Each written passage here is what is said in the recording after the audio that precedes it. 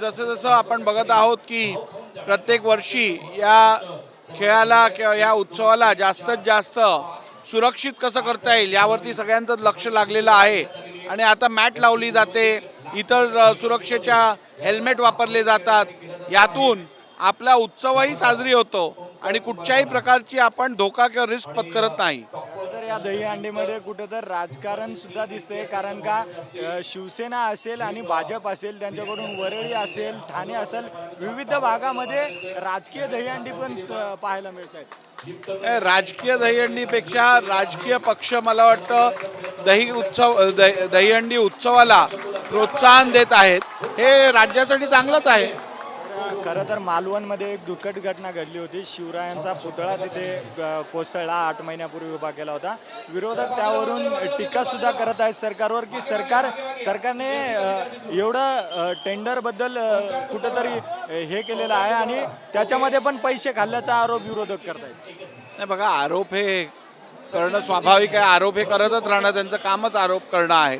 परंतु त्यातलं तथ्य चौकशी झाल्याशिवाय तथ्य कसं समजणार, नेमकी काय कारण होतं तिकडे, काय कशा कारणास्तव हे घडलं, हे सगळं चौकशीनंतर समोर येईल. राज्यामध्ये लाडकी बहीण योजना सुद्धा आलेली दिसते आहे. काय वाटते आगामी विधानसभेमध्ये आणि महिलांच्या याच्यामध्ये विकासामध्ये किती फायदेशीर ठरेल? निश्चितपणे राज्यातील महिला वर्ग, आमच्या भगिनी यातून स्वावलंबी आणि त्यांना एक मदतीचा हात शासनाकडनं मिळत आहे.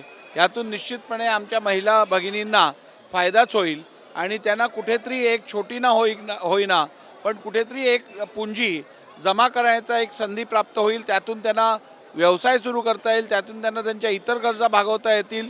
त्यामुळे मला वाटतं शासनाने अत्यंत योग्य निर्णय घेऊन राज्यातील महिला भगिनींना साथ द्यायचं हे काम केलेलं आहे.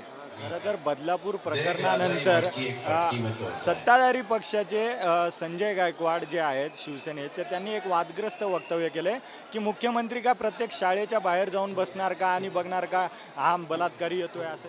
नाही, घटना अत्यंत दुर्दैवी आहे आणि अशी घटना राज्यात कधीच घडू नये अशी सगळ्यांची मनोकामना आहे.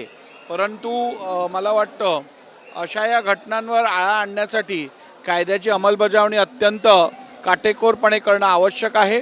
ह्यात राजकारण आणण्यापेक्षा किंवा एखाद्या नेत्याला किंवा एखाद्या संविधानिक पदावर असलेल्या व्यक्तीला आपण त्याला आरोप प्रत्यारोप करण्यापेक्षा यावरती समस्यावरती समाधान कसं प्राप्त करता येईल याकडे लक्ष द्यायला पाहिजे. दुर्दैवाने ही राज्यातली पहिली घटना नसून पूर्वीच्या काळातही अशा घटना घडल्या आहेत, परंतु तसं घडलं म्हणून आत्ता घडणं हे काय अपेक्षित नाही आहे. आणि मला वाटतं राज्यातले गृहमंत्री असतील किंवा मुख्यमंत्री असतील यांनी या विषयाची गंभीर नोंद घेऊन त्वरित कारवाई सुरू केलेली आहे. शेवटचा प्रश्न, संजय राऊत यांनी सकाळी वक्तव्य केलं की मोदीजी जिथे जिथे जातात तिथं तिथं त्यांचा हात जिथं जिथं लागतो तिथं तिथं उद्ध्वस्त होते असं वक्तव्य. कदाचित संजय राऊतांवरती पण हात लवकरच हा लागेल.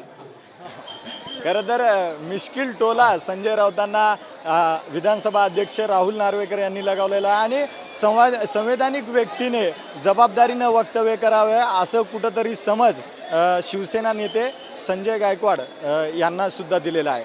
कॅमेरा पर्सन रोहन चव्हाणसोबत अजय धनंजय, TV9 मराठी, मुंबई.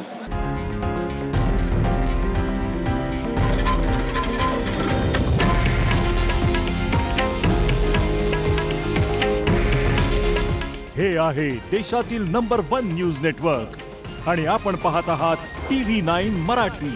काळजी तुमची, हित महाराष्ट्राचं.